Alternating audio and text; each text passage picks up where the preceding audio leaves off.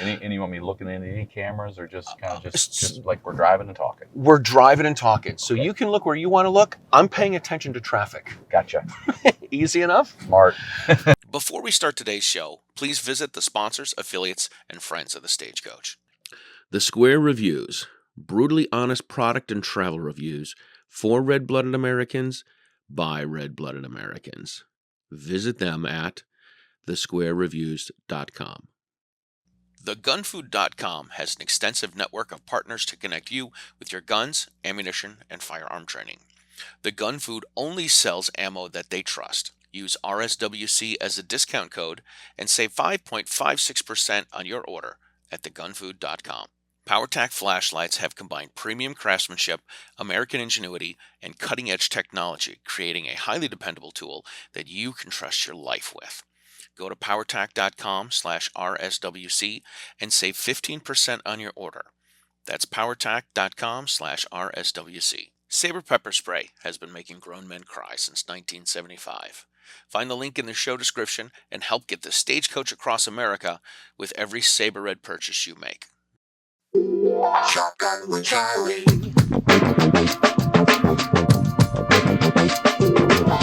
Riding shotgun refers to the practice of sitting next to the driver in a moving vehicle. The term riding shotgun came around after the time of the Stagecoach, when somebody used to sit next to the driver holding a shotgun, in case they ran into bandits.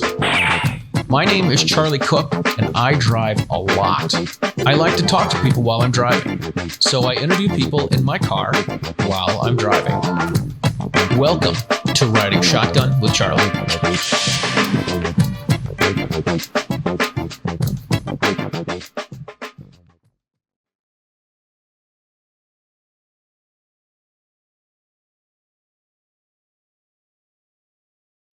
All right, before we start this episode of Riding Shotgun with Charlie, I want to say that if you are new to the YouTube channel, please hit the subscribe and notification bell.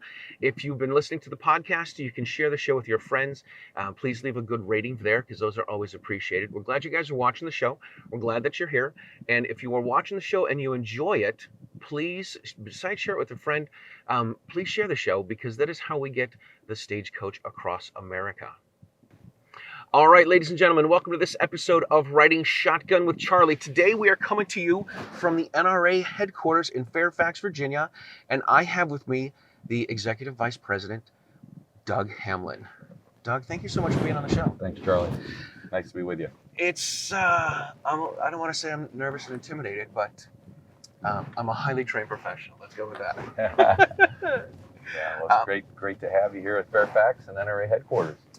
It's my pleasure to get out and have this opportunity, because you don't have an easy gig, but you're doing a great job at it. Well, appreciate that. So, how did you? I always like to talk to people about how they became gun folks. How did you get into being a gun guy? Yeah, like most, I think, gun owners and folks that get involved in shooting and hunting sports, it's kind of passed down through the family. Mm-hmm. And so my grandfather was an avid hunter, and I remember I was getting ready to go on my first whitetail hunt up in the Upper Peninsula of Michigan, and I said to my grandfather, I said, I'm going up there and got a couple buddies, we're going to hunt some private land, and I said, when I harvest my deer, how do I gut it? Right. And so he gave me some real common sense pointers and made sure I had a really sharp knife and nice lever action Marlin 30-30, and off I went. So cool. It was family. It was family that got me involved, and my father's a Korean War veteran, U.S. Army, and so he was comfortable around firearms. We had a pretty healthy collection of firearms in the house. Mm-hmm. We actually had gun racks in our basement, and nothing super collectible, expensive, is mostly military surplus. Mm-hmm. But M1s and carbines and shotguns, and we had a good mix of firearms in the house. That's cool. Yeah, that is cool. I thought after I became a gun owner that hunting was the thing to do. I knew there was obviously self-defense and protection and whatnot, but I started taking the route of I want to try to harvest the deer and be a man and all that kind of stuff. And I'm very it's like going through science class in high school was sensory overload. Yes. You know what I mean? Touching gross things. So a buddy of mine, we were out deer hunting, and he's like, dude, if you shoot a deer, I'm going to get video of you like gutting it. I'm not going to help you. I'm going to tell you what you need to do. And I'm like, I think that's where I need to draw the line. Like, let's do some recreational shooting instead. Keep it clean. So yeah, let's make it easy, because man, that won't be fun. How does this lead to, you have some after you were of age, obviously you joined the Marines? I did. Yeah. God bless you. Yeah. It was a challenge, and it was something I wanted to do. And you're going through the initial phases of training, and you're thinking, I volunteered to do this. These guys are trying to kill me. Right. But it was the best thing I ever did. It really, to help me mature quickly, help me gain the self-confidence that I think a lot of young men need. And I think the best part of it was you meet young people from all over the country. You name the state, you name the religion, you name the college. So you get thrust into this melting pot, and you're competing, because early on every event is graded, and if you're in a company of 180 officer candidates, you're seated from 1 to 180, and so you begin to realize at a young age that life is competitive, and so you better step up or step out. And the Marine Corps is a tough organization with a very strong culture, and so I benefited greatly from the training and the exposure that I received at a young age. It was a very positive thing for me to do. Yeah, that's good. It seems like I wasn't in the military, but it seems like a lot of people have said it helped them, give them some regimen, some schedule, some discipline, which is good.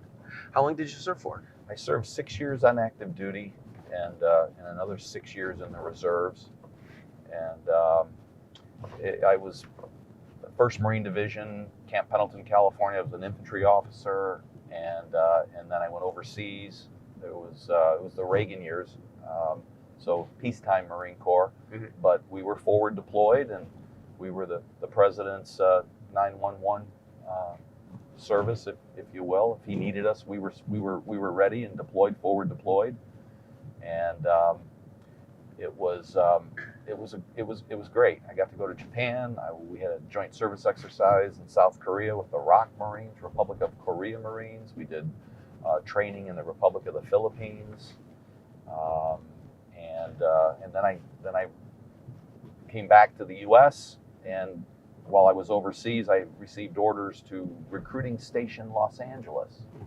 So I was selected to be on recruiting duty. I was an officer selection officer, and very proud to say I've recruited over 60 Marine officers, Cool.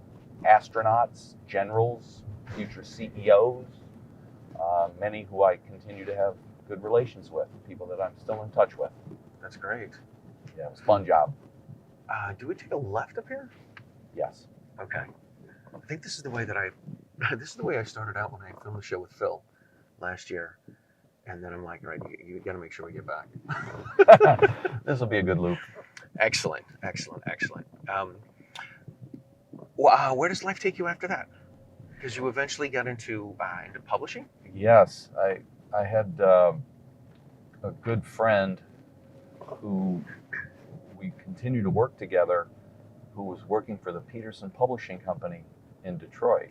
And so we had gone to literally grade school, high school together, and I'd come home on leave, and he would be driving nice cars and enjoying his work in the publishing business. Yeah.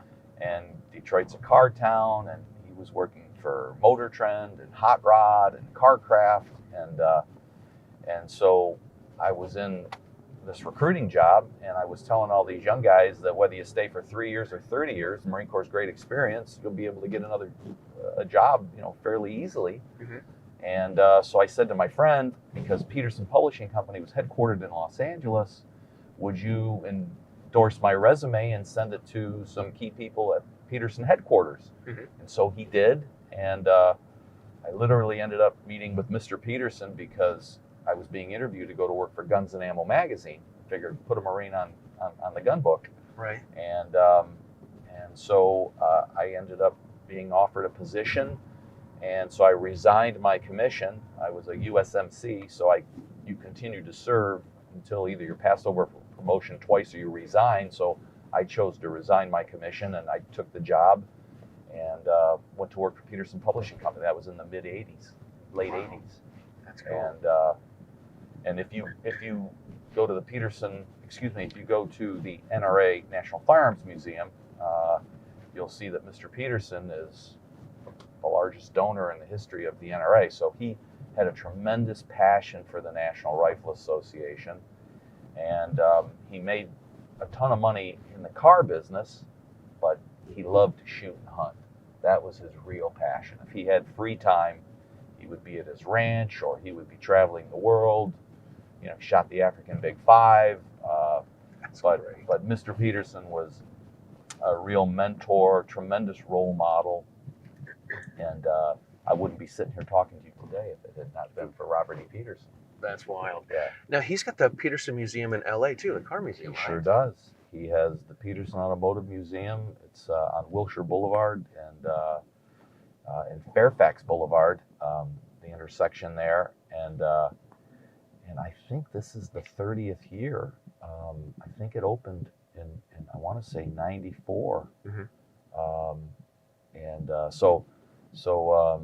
I was there for the grand opening. That's great. Yeah. So yeah, if you're in Los Angeles and you like cars, Peterson Check out the Automotive Peterson Museum. It's a must see. Definitely. That's cool. Yeah. All right. So you started as a publisher for Guns and Ammo? Actually, I was in ad sales, Okay. and less than 4 years later, I was the publisher. Wow. Yeah. So I was fortunate to do well, and Mr. Peterson tapped me to become the publisher, which was a great assignment. And I did that for about 5 years. And then one day I get a phone call from Mr. Peterson, who said that, congratulations, you're the new publisher of Motor Trend. Because Motor Trend was his flagship magazine, Yeah. roughly 25% of the company's revenue, 33% of the company's profit. It was a very important property. And I had Detroit experience and quasi-car guy, if you will. Mm-hmm. And so very quickly, I became the publisher of Motor Trend, and it was very memorable because he said to me, congratulations, you're the new publisher of Motor Trend. He said, meet me at Van Nuys Airport in the morning. He had private air service. He owned Peterson Aviation. He said, we're going to be taking the plane tomorrow morning to New York for the auto show. We're going to the New York Auto Show. Oh my goodness. So literally the next night I was in the Rainbow Room at a reception hosted by Jaguar, having dinner with all their executives. Wow. That was like, boom. Boom. All right. Well, welcome. You got hopping in the deep end. Yeah, Mr. Peterson, he made a lot of things happen for me. And, That's amazing. Yeah, it was quite a memorable run, Mm-hmm. and got to travel the world with him and his wife Margie, God bless her. They're both gone now, but would go to the EWA show. Attended the EWA show in Nuremberg, Germany for the first time. I don't know if you've been there, Charlie. I have not. Yeah, it should be on your bucket list. Yeah, I'm gonna find somebody in Germany I can interview. It's a good Might show. have all my taxes. The whole industry's there. They're all there, and so that was a really fun time, and then got to go over to London, and we would mix car business and gun business because we'd go see Jaguar there. They were at Brown's Lane outside London, and then just happened to be that Purdy and Holland were in London, and Mr. Peterson liked those small bore, handmade, collectible shotguns, so he'd go in and make an investment there. I'd carry the guns out. I kind of was the bag man, and I was glad to do it. Nice. And some of those guns are in the National Firearms Museum. Wow. There's a Peterson Gallery. That's and great. So the Peterson Gallery is right there as you turn right and you enter the National Firearms Museum that Phil Schreier runs. Excellent. All right, we have to turn left here, don't we? Yes. It's a good loop. You're doing good. All right. Yeah, you're fine. Excellent. So how does this lead? You ended up running publications for the NRA, right? How does it lead to working for NRA? Yeah, so I founded a company called Auto Media at the height of the internet boom, and was doing automotive information services. Had a good company and had great staff, doing some fun stuff, and then I was having lunch with Ken Elliott, the late Ken Elliott, who was a group publisher at Peterson Publishing Company. Actually, had been my boss for a few years, and he had been in touch with Wayne LaPierre, and Wayne said that Joe Graham, my predecessor at NRA Publications, was retiring, and did Ken have any recommendations as to who might replace Joe? Mm-hmm. And so during that luncheon, Ken said to me, because he and I would meet socially occasionally in Los Angeles, he said, I've got some NRA folks coming out to join us for lunch. Do you mind? And I said, no, I don't. And so basically that started the conversation about me joining the NRA on the staff as the executive director of publications. And so I did that 2013, started actually in 2014, just after the first of the year, and did that for 10 years. It was fantastic working with guys like Mark Keefe and Brian Sheets and Ed Friedman and Frank Miniter, all the top-notch editors-in-chiefs of Shooting Illustrated, American Rifleman, Scott Olmsted at American Hunter, and it was really a great experience working with probably the best people I've worked with in my career. Excellent. Yeah. How does this lead to becoming the EVP? Well, that's a good question. It was, as you know, we've been through a really difficult 5-year period, and there's a lot of contentiousness at the senior levels of leadership, and so Wayne LaPierre retired in February of this year, 2024, and so we had a board meeting in May, and leading up to that board meeting, there was going to be some change. We knew there was going to be change, and right. So you have a group that has been referred to as the Reformist, and then you have the group that has been leading that would be called the Old Guard, and this is not names that I've provided, but people have reported on that. Yeah. And this is very public. And so I was approached by Buzz Mills and Jim Porter and some others, and they wanted to know my level of interest in being a candidate. And because I was the executive director of publications, I thought it might be a little bit sensitive, so I did not formally declare to the nominating committee. So you go to the annual meeting over the weekend of the 17th, 18th, 19th, 20th of May, and so on the 20th of May is the meeting, and so I declare that morning. And don't wait till the last minute. Absolutely. And so there was a roll call election, a ballot, paper ballot, and I shouldn't say roll call, a paper ballot election, and it was very unusual because you may have heard about, one of our goals for NRA is to be transparent and to be open and to be available to our members and others to ask questions and be accountable and to be in compliance. And so these are things that started in that meeting, because we would normally go into what we call executive session, and you can make a left up at this light up here if you'd like. I'll take you back around the headquarters again. We can do a loop. Cool.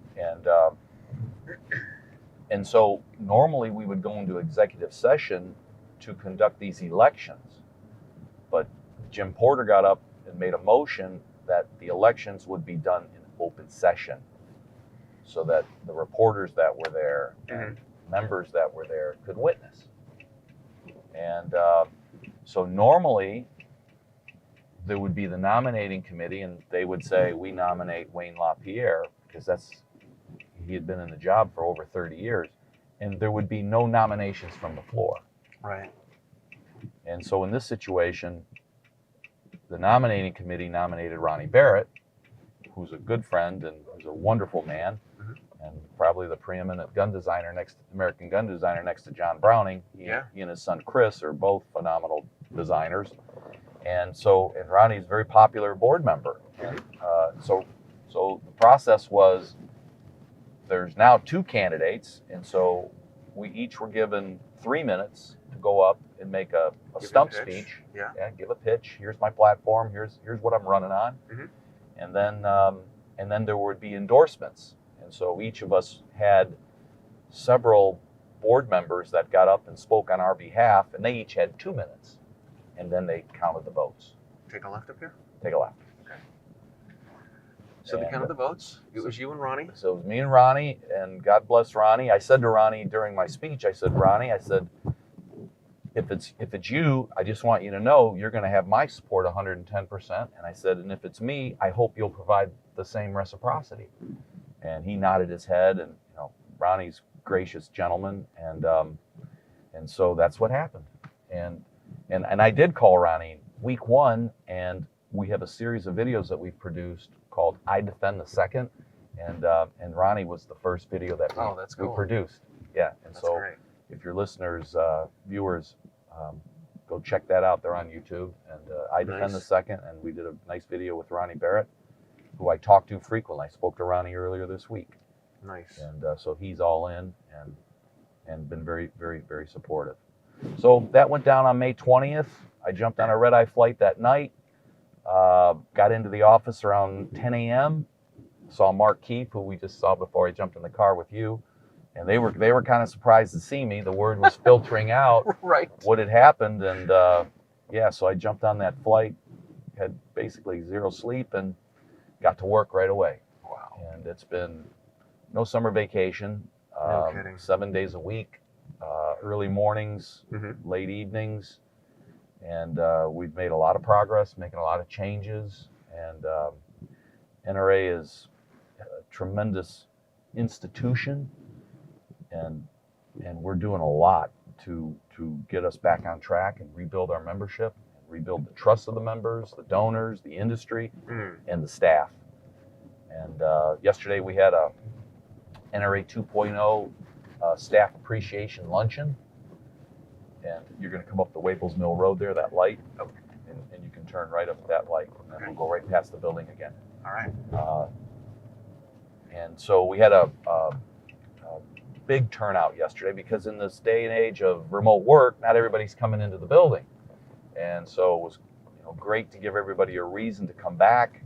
We had our president, Bob Barr, was in the building. Our first vice president, Bill Bockenberg, was in attendance, as was our second vice president, Mark Vaughn. And Bob lives in Georgia. Bill lives in Pennsylvania. Mark came in from Oklahoma. We had probably 10, 11 other board members that came in from around the country. And we had a big turnout. It was a lot of fun.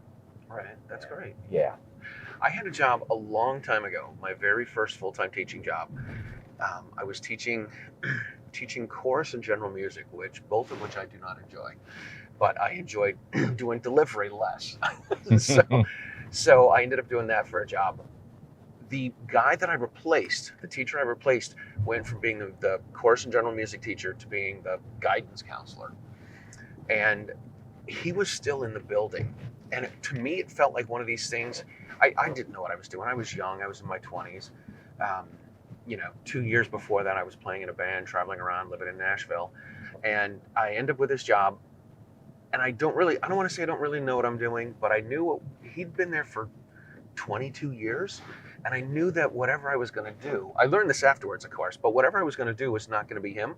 And that person I was not going to succeed because everyone loved him. And I think the same, love him or hate him, the same's true for your job. But you're having to replace Wayne, and that's not going to be an easy gig. Yeah. Not going to be an easy gig. And I have heard some people say that the staff the staff loves you regardless of, before you had this position. And I think we're going to be in good hands. A lot of people have faith in you, and a lot of people obviously want to see you succeed. Well, you know what? Like next week, I'm going to be in North Carolina. Richard Childress puts on a charity event there, and Richard was on our board. He was first vice president when a lot of the disruption started back in 2019, which is all public. And so he called me when this announcement was made that I had been elected, and he said, "I'm going to support you." He said, "I know you. You're a good man. You're an honest man." And same thing with Pete Brownell, Bob Scott, who's chairman of Smith & Wesson, chairman of NSSF, good friend, old time friend. Steve Hornaday, former board member at NRA. I mean, a lot of these guys were upset. A lot of these guys were disappointed, and they also understand the significance of a strong NRA. Yeah, it benefits the entire industry when you have a strong NRA, and it benefits freedom when you have a strong NRA. And our government and our country is predicated on checks and balances, and NRA is a big part of those checks and balances. And so my point is, a lot of these senior high-ranking members of our industry called me and reached out and said, "Look, we want you to succeed. We need the organization to get back to its preeminent place in American society." And they have been true to their word. They have been true to their word to support and help me. And even this opportunity to talk to you, Charlie, I mean, this is all part of this opportunity to communicate to the public that you can count on us and you can trust us. And we're not the 5 million member organization we were 5 years ago, but we're at 4 million, and that's formidable. Right. And when you add up all of the other 2A groups, and you and I spoke about a few of them early in this, maybe before we got live on this interview, but those are some fantastic groups out there, but they're not 10% of NRA combined. Right. Even in our depleted position. And the thing about NRA, Charlie, people don't realize we do everything. And what I mean by that is we have active members. We have the gold standard in lobbying on Capitol Hill. We have representation in all 50 states. We have programs and services. We have over 40 programs. We have publications, which has been rebranded NRA Media. So we have our own multimedia platform that's reaching close to 20 million audience a month. And what is that comprised of? Print magazines. We're still one of the largest print publishers in the country, with over 3 million magazines going out the door every month. Right. I got to say this. I like getting the magazines in the mail. Good. They pile up. Yeah. But I like having them because I know that I'm not going to look at an online magazine on my phone. I'll read stuff on my phone. Obviously, spend time on social media on my phone, but I don't really read content on my laptop. I would rather sit down and flip through something. I agree. I agree. And I found, because we have digital magazines too, so if you get your American Rifleman, your October issue, it's delivered to you, but we give people a choice. We say to them when they join, would you like to receive your member benefit, i.e. your magazine, digitally or in print? 93% select print. Yeah. And then what I found, Charlie, was when the folks did get their digital magazine, because, hey, the good news about the internet is it's measurable. Well, the bad news about the internet is it's measurable. So nobody was clicking through. Right. They weren't flipping through all the pages on the digital version. And so anyway, we made a decision to combine the distribution of the two and one ad rate, and it was. But getting back to our platform, we want to reach people where they would like to be touched. And so that's e-newsletters. It's through the American Rifleman television show. It's through the multiple websites that we have. It's 35 plus social media accounts. Mm. So what That's a you lot. have is, you have a tremendous production schedule Mhm. of content being produced every day, going out across a multitude platforms, yeah. of channels That's to great. give the people the content they want where they want it, and, Mhm. and then they can consume it when they want it. Yeah. So NRA, you add it all up, we do everything. And so that's why this job is so hard. Mm. That's why it's so hard, because there's so many things that you have to pay attention to. But it starts with membership, Mhm. because without members, we don't have clout on Capitol Hill. Right. I mean, that's what drives election turnout. Sure. Oh my gosh. We got November 5th coming up, Mm. and so we've got our 3+ million magazines, the November issues, which will hit in October, and they've got Donald Trump on the cover after he was wounded in Pennsylvania. That's the cover of all 3 million of those 4 different print magazines. Wow. And it's an interview with President Trump, and it's, look, folks, and we've heard it every election, this is the most important election in our lifetime. Right. I don't know about you, but I think this one is. Yeah, it does seem like freedom's on the balance here, particularly when, when Kamala wasn't, she's going to sit here and tell us that she believes in democracy and she needs to save the democracy, but she wasn't elected to her spot. She was kind of granted and anointed. Yeah, we refer to Kamala as not the duly elected candidate, but the duly selected candidate. Nice. Yeah. Nice. I remember I was on the Polite Society podcast when in 22, and after the Bruin decision, and I was calling her the unelected Governor Hochul.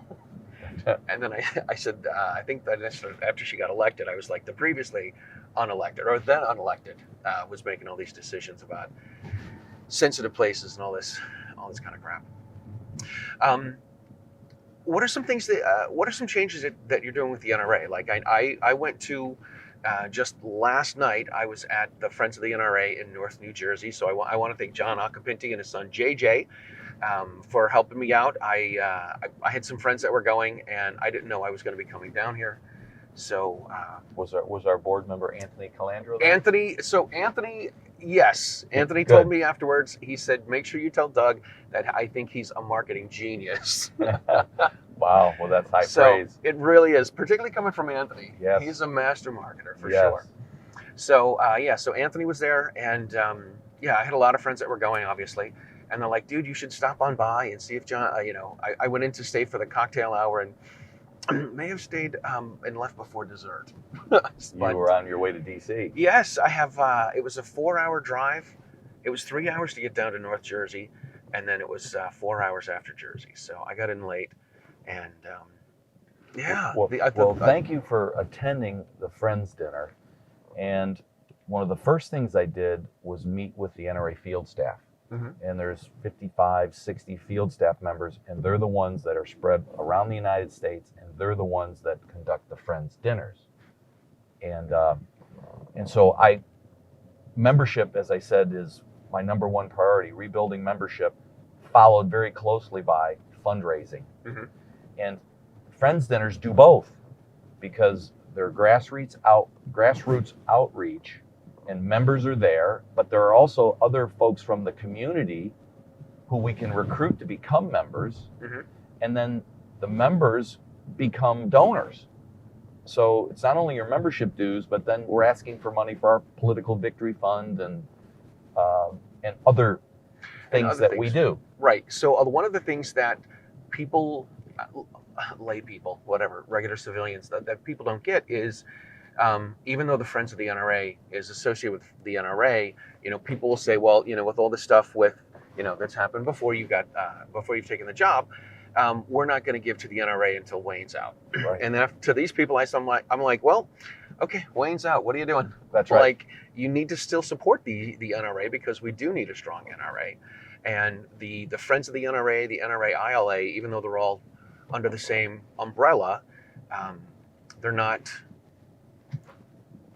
like, you can still be upset, but you can still go to the Friends of the NRA dinner. Yeah, I mean, COVID decimated Friends of NRA like anything that was live, right? So we had close to 1,000, and not all of them were high-performing events. In other words, we weren't breaking even on all of them. Right. Now we're closer to 750, and we've just brought in a new executive director of advancement, a young guy by the name of James Carter, and so he's taken a hard look at cost, benefit, profit, and loss as it relates to those dinners. But our goal is to build that back up to 1,000 and make them all good.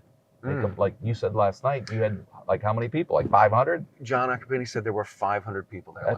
That's a big number. And it was the I think he said the largest one in the Northeast, and I think the largest one they've had in the area. And I heard someone say his goal for next year is to get 1,000 people. Well, and we're turning this corner, and people are starting to say good things about NRA again, and so Friends Dinners, I encourage the viewers to go to NRA.org, look up Friends of NRA, find the event in your local area, and go check it out. And there's some great silent auction items, a lot of firearms, a lot of accessories, optics. There's other gifts and prizes, and it's a great barbecue, great event. Absolutely, it's a big social event for sure. I had to leave when the auction started. I'm like, look, I'm not bidding on anything. I gotta keep moving here.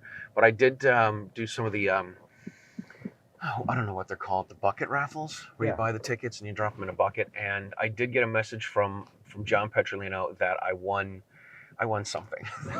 Well, that's always fun when you win, right? It is. You don't win every year. You don't win every year, but so yeah, support Friends Dinners, and the thing that benefits from Friends are the states, because last year I think we raised like $68 million. Wow.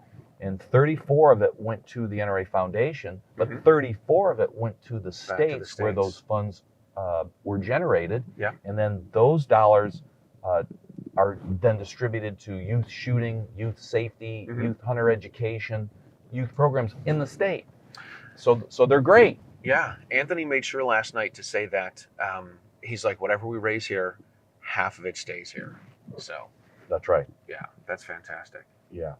So Friends is a big deal to us. And the other thing too, Charlie, is our clubs. And we've had attrition in our clubs. And I hate to say it, but we were at 15,000 clubs around the United States, and now we're down to less than 9,000. Right. And that coincides with the drop in our membership. So we want to build our clubs back. And so I talked to Liz Bush, who heads up our general operations, and they're tasked with managing our clubs. And I said, well, what's up there? And she sent me the wire diagram of the department, and they don't have any staff. Because again, with COVID, you couldn't get clubs together. You couldn't have the meetings. And so we had to furlough folks. And so now, again, priority is to rebuild all of that. And we think we'll get members back. It's tough. There was for the longest time, there were like 5 million NRA members? That's correct. And then in 2020, there was like an uptick? Parkland, after the Parkland disaster, we had a large uptick in membership, and we reached an all-time high shortly after that. And we were riding high. NRA was riding high. I mean, NRA arguably was responsible for getting Donald Trump elected in 2016. Right. People didn't expect Donald Trump to win. That was a big upset. Everybody thought it was the other candidate that was going to win. I don't think Donald Trump expected to win. It was. I think, like, people ask you, well, where were you on 9/11 if you're of age? And I think the other question I like to ask people is, where were you the night Donald Trump won? Because if you're conservative like I am, I mean, that was astounding. Yeah, absolutely. It was astounding what happened. And so we were riding high, and a lot of things contributed to our challenges, but we're making a big turn right now. For sure.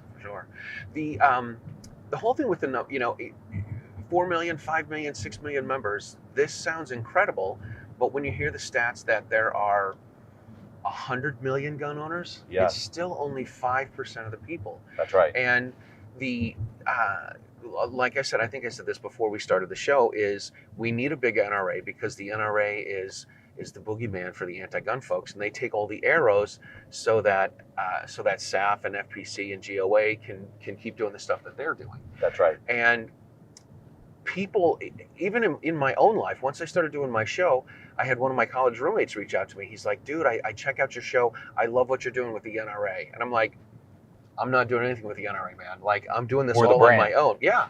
I'm doing this as a pro-gun guy that wants to get the stories out of people. It's got nothing to do with anyone except for me doing all this on my own. So everyone thinks that if you're a gun owner, you're an NRA guy. And that's not necessarily the case, and particularly when there's 4 or 5% of the gun owners. They identify NRA.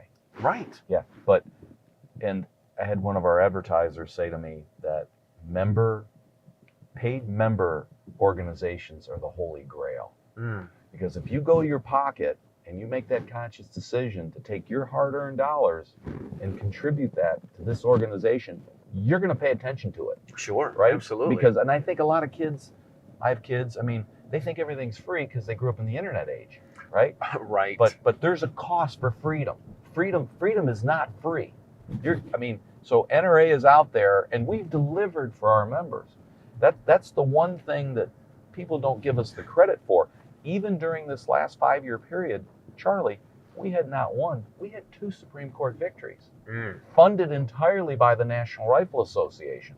Our member dues, our members funded it. Right. But we had 2 wins, Bruin being one of them, which is may issue, shall issue. All right, and the difference is, you can make a left here. Okay.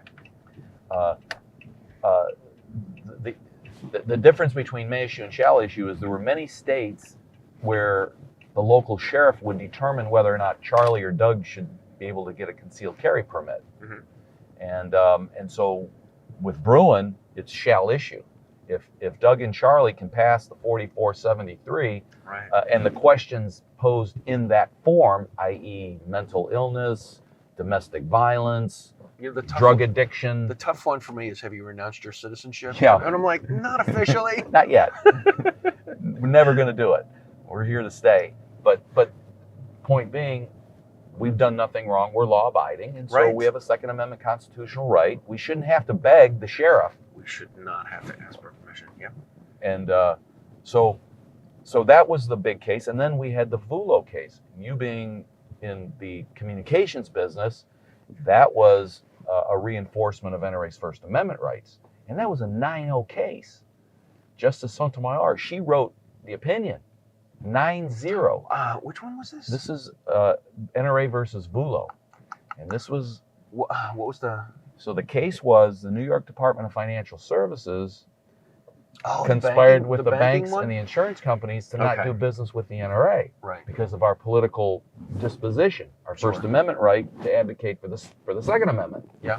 And so it went to the Supreme Court, and it was decided this May, and it was a 9-0 decision.